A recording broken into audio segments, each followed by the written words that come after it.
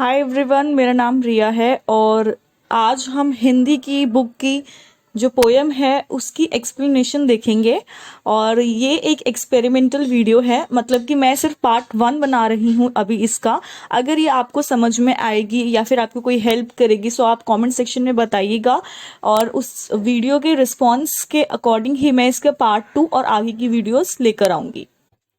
तो सबसे पहले पैराग्राफ में लिखा है, मैं जग जीवन का भार लिए फिरता हूँ, फिर भी जीवन में प्यार लिए फिरता हूँ। कर दिया किसी ने झंकरे जिनको छू कर, मैं सांसों के दो तार लिए फिरता हूँ।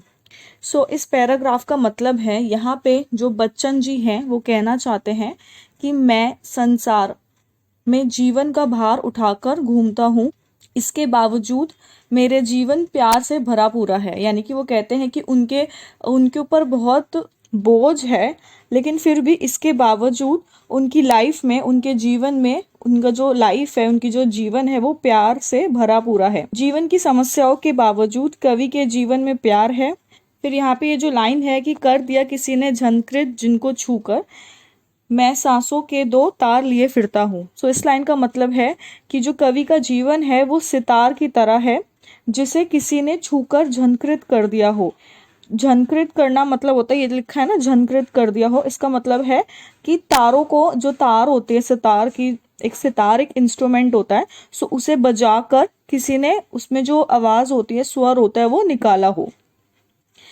फलस्वरूप उसका जीवन संगीत से भरा हुआ है। इसका मतलब है कि इस लाइन का जो अगर हम कंक्लूजन निकाले, निष्कर्ष निकाले, तो इसका मतलब है कि जो कवि है उनका जो जीवन है वो संगीत से भरा हुआ है। देन नेक्स्ट पैराग्राफ में है, मैं स्नेह सूरा का बान किया करता हूँ, मैं कभी ना जग का ध्यान किया करता हूँ। जग पूछ रहा उनको जो जग की गाते, मैं अपने मन का गान किया करता हूँ। यहाँ पे जो वर्ड है स्नेह सूरा, तो सूरा का मतलब होता है शराब।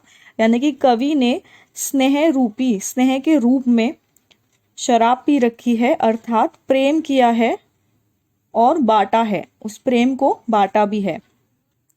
फिर कवि कहते हैं कि उन्होंने कभी संसार की परवाह नहीं की, और संसार के लोगों की आदत होती है कि संसार उन्हीं को पूछता है जो संसार के अनुसार चलते हैं और संसार का ही गुणगान करते हैं। लेकिन कवि ने हमेशा अपने मन की बात सुनी है, उन्होंने हमेशा अपने इच्छा अनुसार काम किया है, अर्थात वह वही करते हैं जो उनका मन कहता है।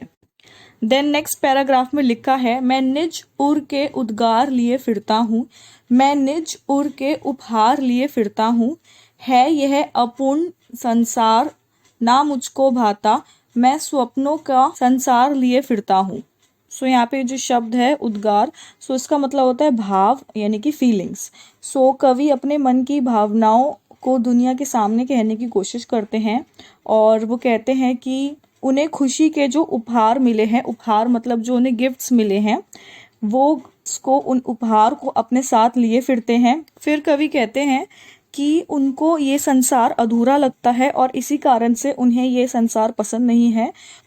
वह अपने कल्पना का संसार लिए फिरते हैं, उन्हें प्रेम से भरा संसार अच्छा लगता है, जो एक्चुअल में संसार है वो उन्हें अच्छा नहीं लगता।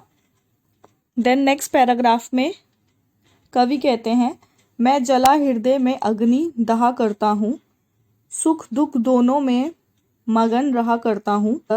जग भव सागर तरने को नाव बनाए, मैं भव मौजों पर मस्त बहा करता हूँ।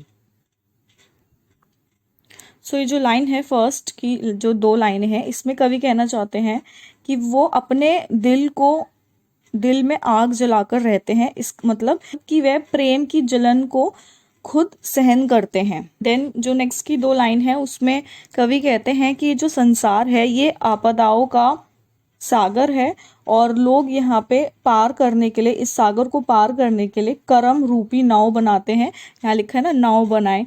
जो कर्म है उनके, वहाँ पे कर्म रूपी नाव बनाते हैं, लेकिन जो कवि है वह संसार रूपी सागर की लहरों पे, मतलब जो संसार है, संसार रूपी सागर की लहरों पर मस्त होकर बहता है, और उन्हें संसार से कोई परवाह नहीं है, उस संसार की कोई चिंता नहीं है।